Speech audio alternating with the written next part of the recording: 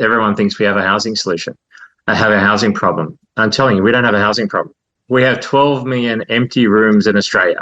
That's enough to fix all our issues. The issue is how we've been conditioned into living, where we have a house that's 4 bedrooms and we fill 3 rooms with stuff that we don't need, that won't make us happy because we've been conditioned into that we give away the things that are most important, which is our time, our energy, and obviously our health and relationship stuff. So it's been twisted in a way where we've been moved away from nature to do these unnatural processes, which have now become normal.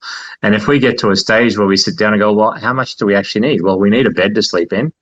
We need a roof over our head and some walls to keep away. We need to prepare some food, and we need a bit of safety. So outside of that, then the community model can be good. But even then I go, right, well, do I want to live in a commune? Personally, I don't. I still want to have some privacy. I still want to have space to myself. So then you can have some central locations where you can have your kitchen facilities and still have privacy. So there's so many different models here. And the other thing in Australia that's becoming so dominant is everyone goes, oh, but I've got to go and buy land. No, you don't have to go and buy land. There's so many people with land, so many older people with land. All they want is someone to give them a hand to maybe do the washing up, cook some food, have some gardens, help with some maintenance. And if you put a little dome for $2,000, put a little dome down, you've got a place to sleep. They're not going to be upset by that. You leave it there when you go, you come back and visit, and you do some kind of exchange.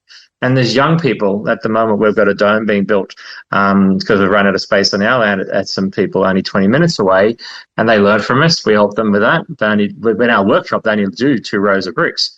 They've gone and got 2 young lads that have been homeschooled. One's 15 and one's 17, paying them $35 an hour to build for them because they're a bit older, and they've got almost a 5-meter dome built in 2 weeks. So now you've got some young people that are empowered.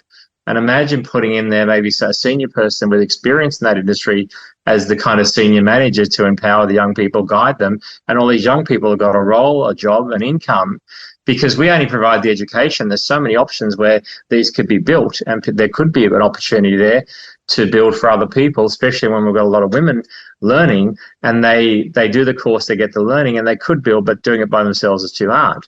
If they had some people to build it for them, yes, it'll cost them a little bit more, but still, maybe $10,000 instead of $500,000, maybe $50,000 instead if they want some more rooms.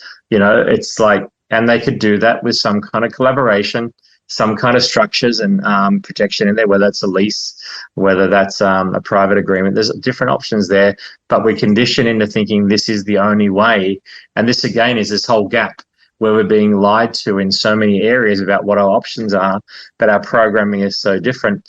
And the conditioning is so deep that we have lost the critical thought, the ability to ask questions.